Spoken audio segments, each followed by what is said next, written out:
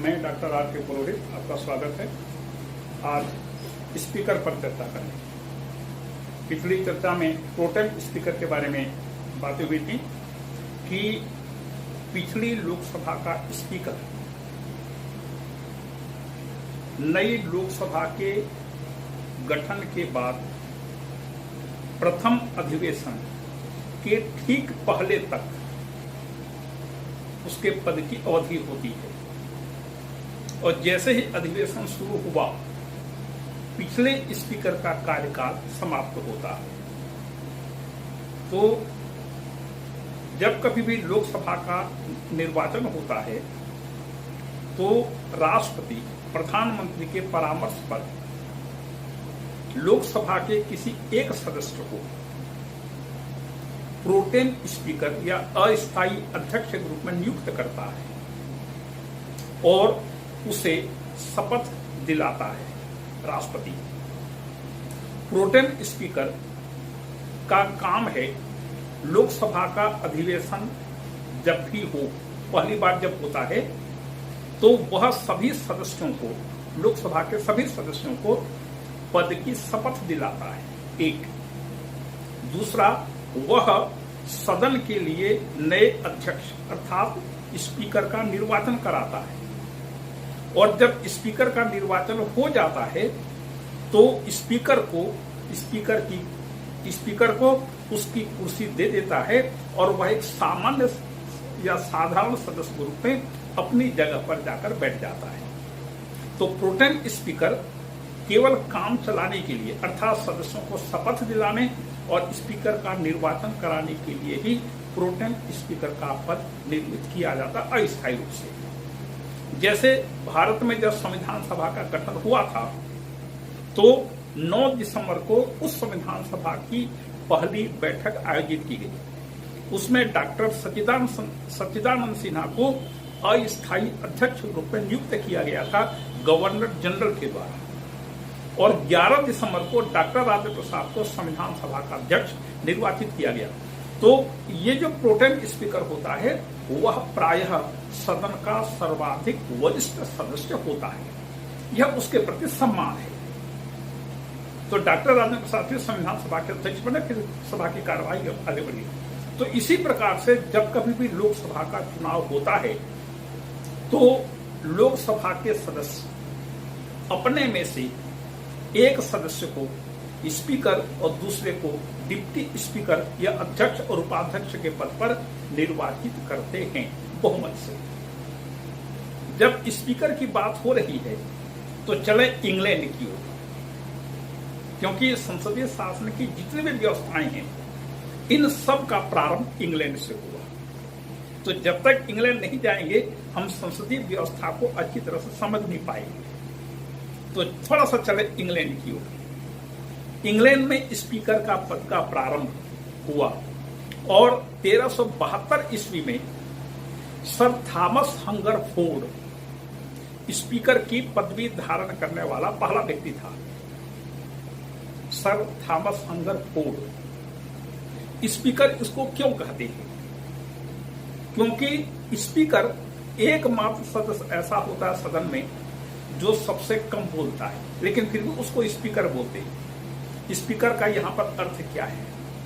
उस जमाने में मतलब कि 12वीं 13वीं 14वीं शताब्दी में स्पीकर जो होता था या सदन का जो अध्यक्षता करता था वह व्यक्ति सदन की ओर से सम्राट के पास जाकर बोलता था। स्पीकर मतलब बोलने वाला। तो इस आधार पर उस अध्यक्ष को स्पीकर का नाम दिया गया और वही प्रथा अभी भी इंग्लैंड में चली आ रही है। लेकिन इंग्लैंड में स्पीकर के लिए कई प्रकार की विशेष व्यवस्थाएं विकसित हुई हैं। जैसे जो कोई भी व्यक्ति इंग्लैंड में स्पीकर के पद पर निर्वाचित होता है प्रायः यह निर्वाचन सर्वसम्मति से होता है। सर्वसम्मति से मतलब प्रधानमंत्री पूरे प्रतिपक्ष के नेता आदि से मिलकर के एक ऐसे व्यक्ति को चयनित करता है जो पूरे सदन के सदस्यों को या विभिन्न दलों को मान्य हो। और परिणाम यह होता है कि कोई को वहां पर विरोधी दल प्रायः स्पीकर के लिए अपना कैंडिडेट खड़ा नहीं करता। स्पीकर वहां पर प्रायः निर्विरोध रूप से निर्वाचित होता है। जैसे ही वह व्यक्ति स्पीकर के पद पर निर्वाचित होता है, वह अपने दल की प्राथमिक सदस्यता से त्यागपत्र दे देता है, मतलब दल छोड़ देता है। जब कभी भी वहां पर हाउस ऑफ कॉमन्स का निर्वाचन होता है, तो उसके निर्वाचन क्षेत्र को स्पीकर कॉन्स्टिट्यूएंसी के नाम से जाना जाता है। मतलब जिस निर्वाचन क्षेत्र से वह निर्वाचित होता है, कोई दूसरा कैंडिडेट वहां से खड़ा नहीं होता और प्रायः वह निर्विरोध रूप से निर्वाचित होता है। एक बार यदि वह अध्यक्ष बन गया, तो वह जब तक चाहे तब तक वह हाउस ऑफ कॉमन्स का सदस्य निर्वाचित होगा निर्विरोध रूप में, और जब तक चाहे वह स्पीकर के पद पर काम करते रहता है। कुछ ऐसे भी स्पीकर इंग्लैंड में हुए हैं जो 34-35 वर्षों तक इस पद को धारण किए थे। तो वहां पर स्पीकर का इतना अधिक सम्मान है। तो वहां पर एक कहावत प्रचलित हो गई है, once a speaker always a speaker. एक बार का अध्यक्ष हमेशा का अध्यक्ष। स्पीकर के प्रति फाइनल, उसके सम्मान की बात करते हुए फाइनल कहते हैं कि पूरे सदन में एकमात्र ऐसा व्यक्ति हुआ होता है जिसने कई प्रकार के संकट झेले, कई प्रकार के समस्याओं का सामना किया। सर थॉमस मोर को शहीद होना पड़ा। एक स्पीकर को सम्राट ने कुर्सी से बांध दिया था। इसके बावजूद भी स्पीकर ने हमेशा सदन की मर्यादा और गरिमा तथा सम्मान की रक्षा की। उसने कई प्रकार के संकट झेले, कई प्रकार के समस्याओं का सामना किया, लेकिन सदन की गरिमा को उसने हमेशा बनाए रखने का महत्वपूर्ण कार्य किया। सामान्यतया स्पीकर के सामने एक प्रधानमंत्री भी उसी प्रकार की भावना रखता है जिस प्रकार से एक औसत विद्यार्थी प्राचार्य के सामने खड़े होकर के भय और श्रद्धा तथा स्नेह का भाव रखता है। इसी प्रकार का भाव हाउस ऑफ कॉमन्स के सभी सदस्यों के मन में स्पीकर के प्रति होता है। और रैमसे म्योर ने बड़ी मजे की बात कही। रैमसे म्योर कहते हैं कि जब कभी भी सदन में हंगामा होने लगता है, कोई किसी की बात नहीं सुनता, खूब तू में होने लगती, खूब शोरगुल होने लगता है, तो स्पीकर अपनी कुर्सी से खड़े होता है। उसके खड़े होने से, उसके वस्त्रालंकार से जो ध्वनि उत्पन्न होती है, परंपरागत वेश धारण करता है, तो उसके वस्त्रालंकार से जो ध्वनि उत्पन्न होती है, उस ध्वनि को सुनकर पूरे सदन में स्तब्धता छा जाती है। देखिए, सम्मान देखिए, पद की गरिमा देखिए, ये होता है स्पीकर के प्रति पूरे सदन का सम्मान। उसको बोलने की जरूरत नहीं पड़ती, शांत रहिए, प्लीज ऑब्जर्व साइलेंस, बोलने की जरूरत नहीं पड़ती। सभी सदस्य स्पीकर के प्रति पूरा सम्मान रखते हैं, सम्मान का भाव रखते हैं। यह है इंग्लैंड के स्पीकर की बात। और इंग्लैंड में स्पीकर को जितना सम्मान प्राप्त है, दुनिया के किसी भी देश में स्पीकर को वह सम्मान प्राप्त नहीं है। और इसीलिए प्रोटोकॉल के अंतर्गत स्पीकर को तीसरे नंबर का स्थान दिया गया है, प्रधानमंत्री को चौथे नंबर का। प्रोटोकॉल में सबसे ऊपर है सम्राट, वो तो स्वाभाविक है। दूसरे नंबर पर है हाउस ऑफ लॉर्ड्स का अध्यक्ष, लॉर्ड चांसलर, जो वहां के सर्वोच्च न्यायालय का मुख्य न्यायाधिपति भी होता है। तो सम्राट, दूसरे नंबर पर लॉर्ड चांसलर, तीसरे नंबर पर स्पीकर, और चौथे नंबर पर मेरिट में प्रोटोकॉल में प्रधानमंत्री का नंबर आता है। तो ये होता है स्पीकर की गरिमा, स्पीकर का महत्व और स्पीकर का सम्मान। अब आए अपने भारत में। भारत में भी प्रोटेम स्पीकर की व्यवस्था की गई है और स्पीकर का निर्वाचन प्रायः बहुमत दल अपने किसी सदस्य को इसके लिए चुनाव में खड़ा करता है, सदन में मतदान होता है और प्रायः बहुमत से स्पीकर के पद पर निर्वाचन होता है।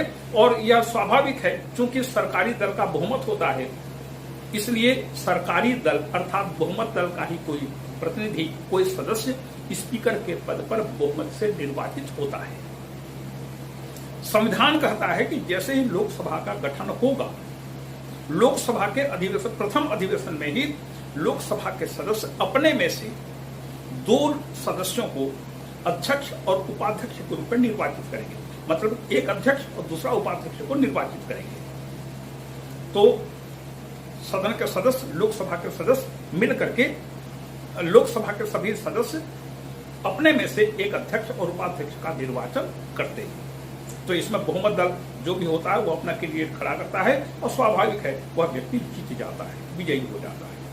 इसी प्रकार से उपाध्यक्ष कई बार विरोधी दल को देने की परंपरा रही है, तो विरोधी दल को भी दिया जाता है, या यदि बहुमत दल चाहे तो देने से मना भी कर सकता है। स्पीकर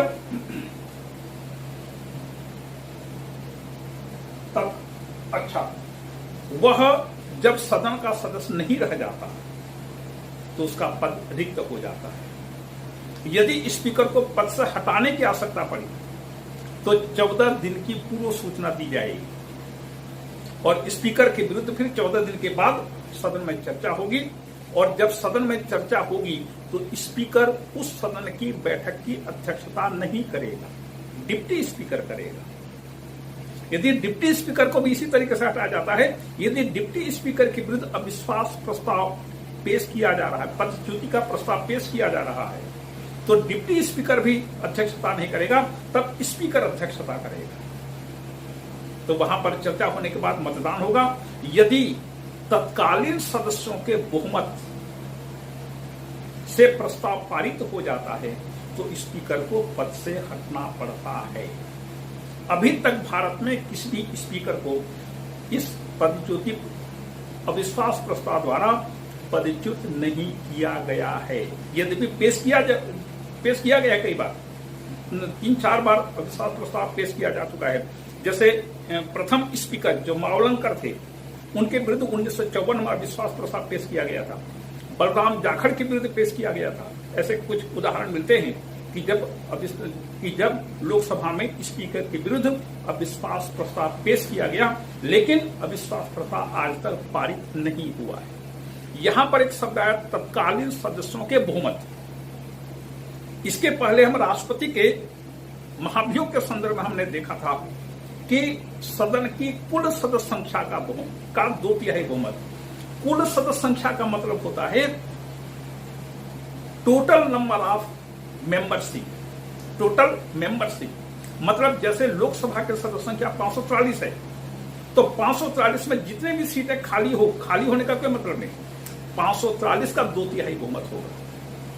और तत्कालीन सदस्य का मतलब मान लीजिए जैसे 543 लोकसभा के सदस्य संख्या, 5 सीटें रिक्त हैं, तो 538 का बहुमत होगा। 538 तत्कालीन सदस्य संख्या हुई। तत्कालीन सदस्य संख्या 538 में 5 सीटें रिक्त हैं, और कुल सदस्य संख्या टोटल मेंबरशिप हुआ 540। तो इसको थोड़ा सा समझिएगा। तो तत्कालीन सदस्यों के बहुमत से स्पीकर को तथा डिप्टी स्पीकर को पद से हटाया जा सकता है।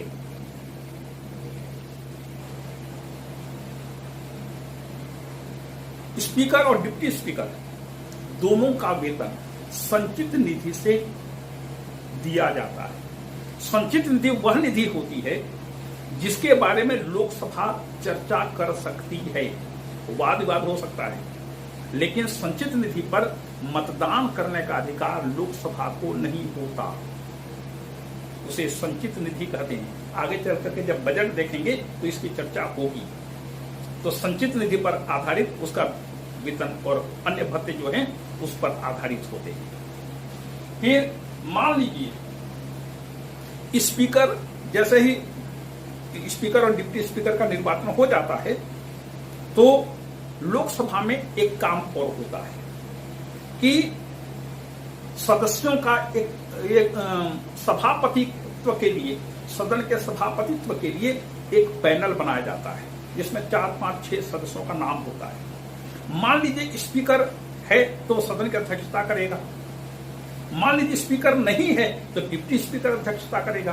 मान लीजिए दोनों ही नहीं है, तो पैनल में 1, 2, 3, 4 जो सदस्य होंगे उनमें से ये पैनल के में जिन व्यक्तियों का नाम है वे क्रमशः लोकसभा की बैठकों की अध्यक्षता करते हैं। पैनल के सदस्य एक एक करके अध्यक्षता करते हैं। जो वहां पर उपलब्ध हो वो व्यक्ति अध्यक्षता करता है।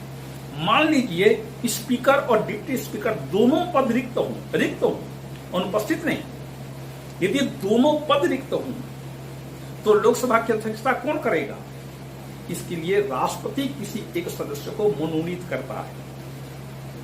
राष्ट्रपति के द्वारा नियुक्त व्यक्ति लोकसभा की अध्यक्षता करेगा। उसके बाद फिर नए स्पीकर और डिप्टी स्पीकर का निर्वाचन होगा। तो ये चीज भी ध्यान रखने योग्य बात है।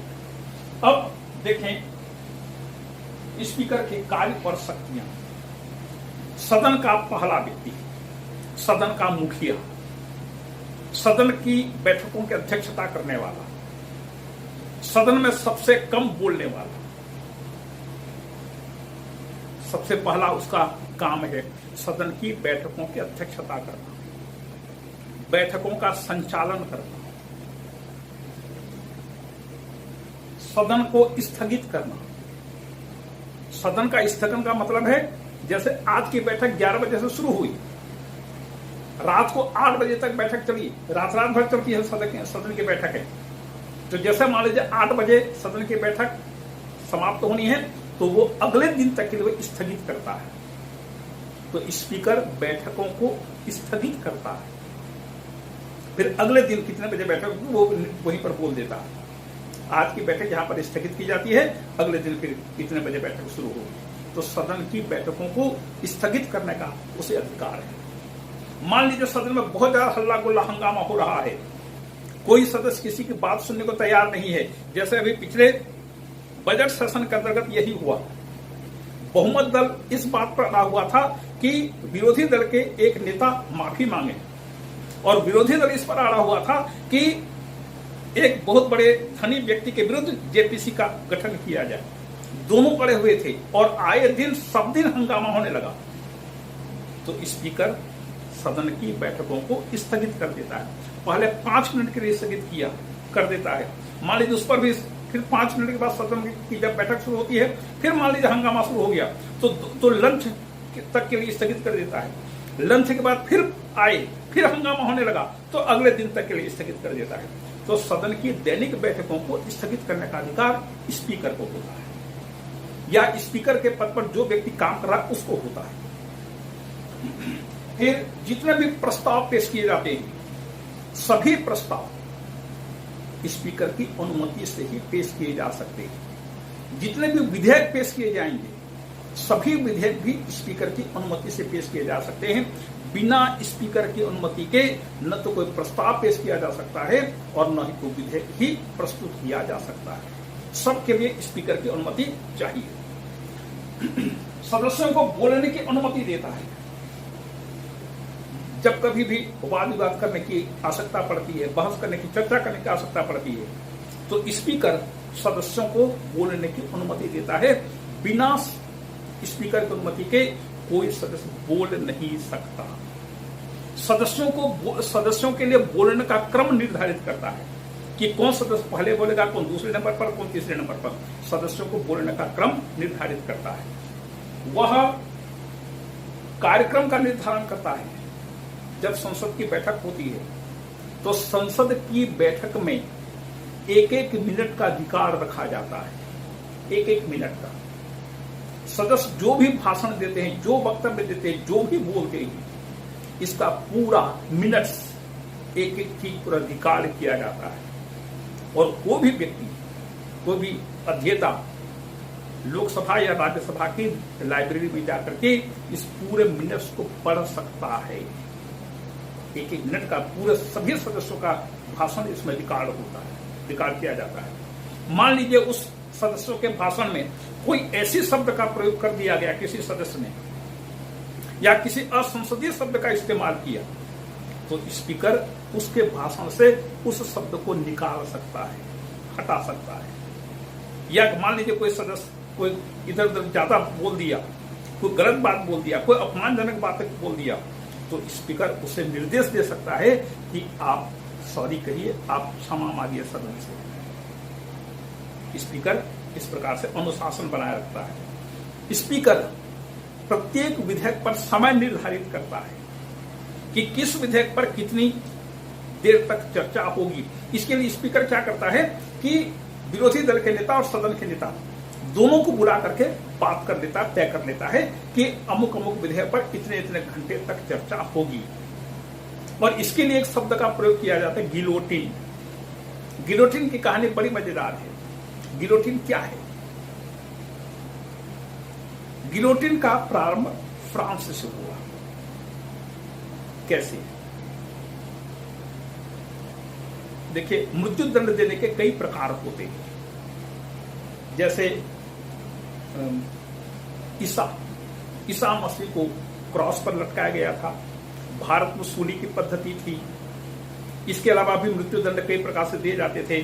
जैसे पत्थर मार मार करके व्यक्ति को मृत्यु दंड देना, जैसे व्यक्ति को विषपान के द्वारा व्यक्ति को मृत्यु दंड देना, जैसे सुकरात को विषपान का दंड दिया गया था। जब बिजली का आविष्कार हुआ तो बिजली की कुर्सी में बिठा करके करंट प्रवाहित कर देना, उसी से मारना, जहर दे करके मारना, ये तो हो गया है।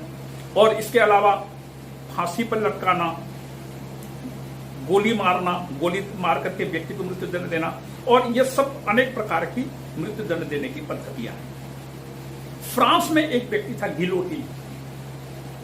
तो गिलोटिन ने यह विचार व्यक्त किया कि व्यक्ति के लिए सबसे बड़ा दंड है मृत्यु दंड, क्योंकि मृत्यु दंड से बढ़कर कोई दूसरा दंड नहीं है। तो जब हम किसी को उसके जीवन का सबसे बड़ा दंड दे रहे हैं, तो उसको इस प्रकार से दंडित किया जाए कि उसको तड़पने का मौका कम से कम समय तक मिले।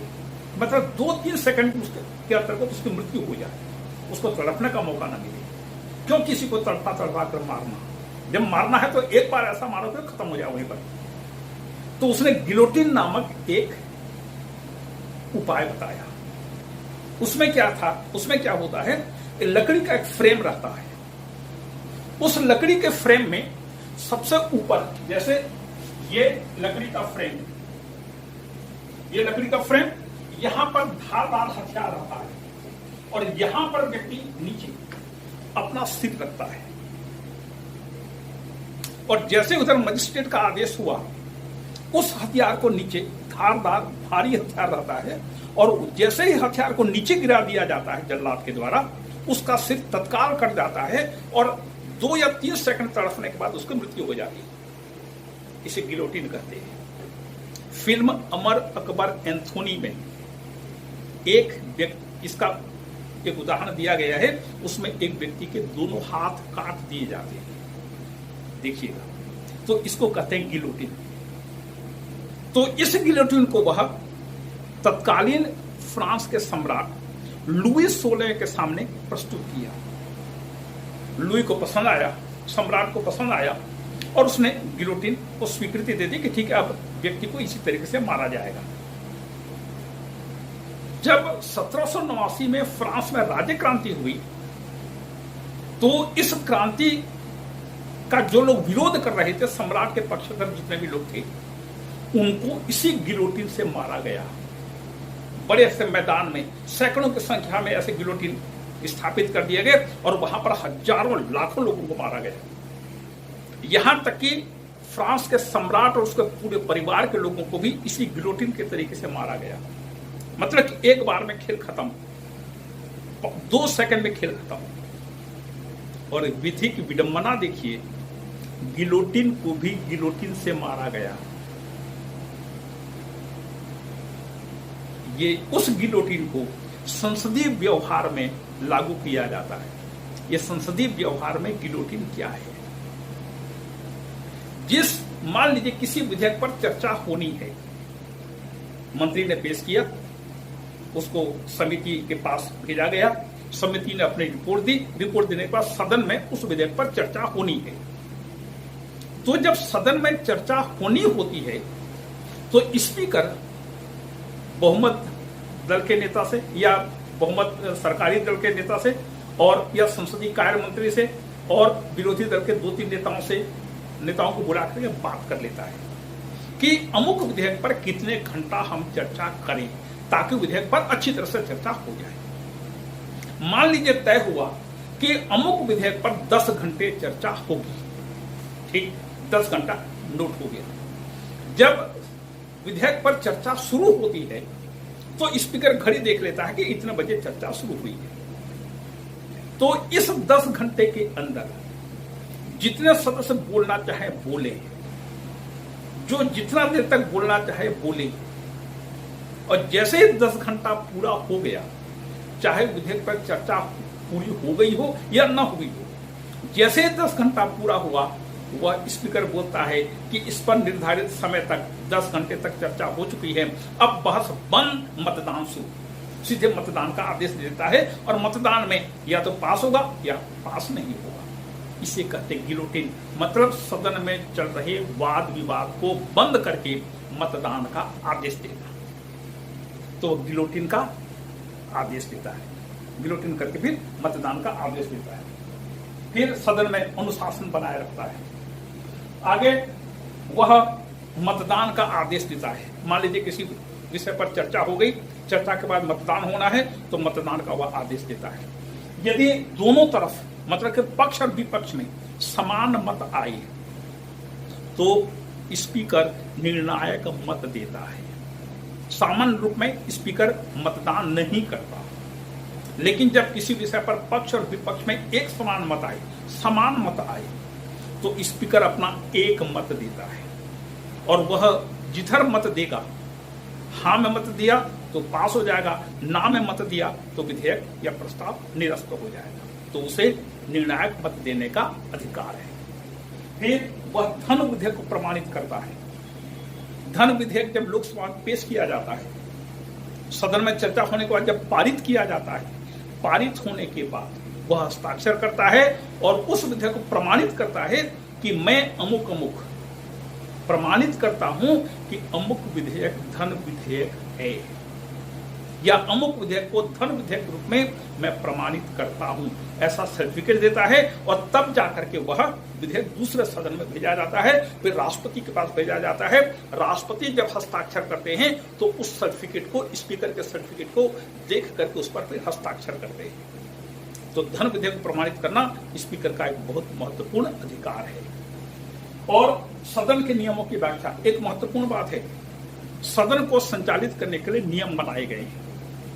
इन नियमों की व्याख्या करने का अधिकार स्पीकर को है, और स्पीकर ने जो एक बार व्यवस्था दी या किसी नियम की व्याख्या की, वह सभी सदस्यों के लिए मान्य होता है। उसके विरुद्ध आप अपील नहीं कर सकते, उसके साथ बहस नहीं कर सकते।